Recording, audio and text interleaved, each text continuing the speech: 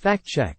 Ramaswamy falsely describes his own 2021 article. Continuing a recent pattern, CNN Politics Washington CNN, for at least the third time in the last 2 weeks, Republican presidential candidate Vivek Ramaswamy has falsely described something he wrote before he launched his campaign. The 3 false claims have something in common. Ramaswamy made all 3 as he tried to distance himself from his past criticism of former President Donald Trump, the dominant frontrunner in the race for the 2024 Republican nomination. Time equals 400 Ms. greater than Ramaswamy made the latest claim during a combative Wednesday interview with MSNBC host Mehdi Hasan. Hasan brought up a tweet from January 12, 2021, 6 days after a pro-Trump mob attacked the U.S. Capitol, in which Ramaswamy wrote, "What Trump did last week was wrong.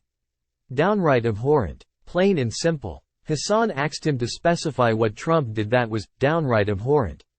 Ramaswamy, refusing to answer directly, said, "Let's actually be really fair to your audience." So on January 10, 2021 thereabouts, days after that incident, I wrote an op-ed in the Wall Street Journal arguing that censorship was the real cause of what happened on January 6. After Hasan responded, "Which isn't true, but yeah," Ramaswamy continued, "Well, that's what I wrote, I'm giving you the facts of what I said. That's a hard fact, that was published in the Wall Street Journal. But it wasn't. Facts first." Ramaswamy's claim is false. He never argued in the Wall Street Journal op-ed that censorship was the real cause of the January 6 riot. Rather, Ramaswamy and his co-author criticized social media companies for banning Trump and some of his supporters in the days after the riot. They argued that social media companies are violating the Constitution when they censor users, and they warned that Silicon Valley stifling the voices of disaffected Americans would lead to future terror that would make the Capitol riot look peaceful by comparison. They never argued in the op-ed that censorship was even a partial cause of the January 6 riot, which they described as disgraceful, last week's horror, and a stain on American history, let alone its primary cause. Ramaswamy campaign spokesperson Tricia McLaughlin quickly provided CNN with a link to the op-ed when we asked on Wednesday night what piece Ramaswamy had been referring to on MSNBC. McLaughlin did not respond further, though, after we told her that the piece did not contain the argument that Ramaswamy claimed it did. A recent pattern. Ramaswamy, a businessman, has a recent pattern of inaccurately describing his own pre-campaign commentary related to Trump, whom he now describes as the best president of the 21st century.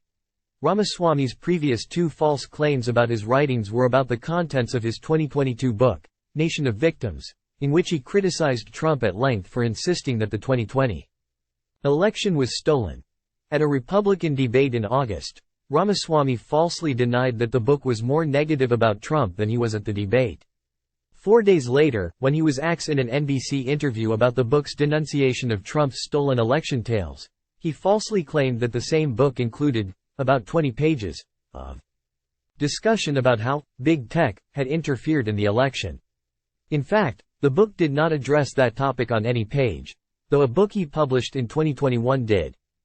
Ramaswamy also falsely claimed in late August that he had been misquoted by The Atlantic when it published controversial comments he made about the terror attacks of September 11, 2001. The magazine soon released an audio recording that proved he had been quoted accurately. What the Wall Street Journal op-ed said. Ramaswamy's Wall Street Journal op-ed, co-authored with Yale Law School professor Jed Rubenfeld, was published online on January 11, 2021, and in print the next day under the headline, "Save the Constitution from Big Tech." After noting that Twitter and Facebook had halted Trump's ability to post after the Capitol riot, and that Google, Apple and Amazon had booted a right-wing social media app used by some Capitol rioters, Ramaswamy and Rubenfeld made the case that Google, Facebook and Twitter should be treated as state actors under existing legal doctrines, not as mere private parties, and that these companies are in breach of Americans' First Amendment free speech rights when they censor users. But nowhere in the piece did they assert that such censorship had caused the events of January 6. Here's the section of the op-ed most relevant to Ramaswamy's claim on MSNBC. Time equals 400 Ms. greater than hard cases make bad law, and Mr. Trump presented America with a hard case last week.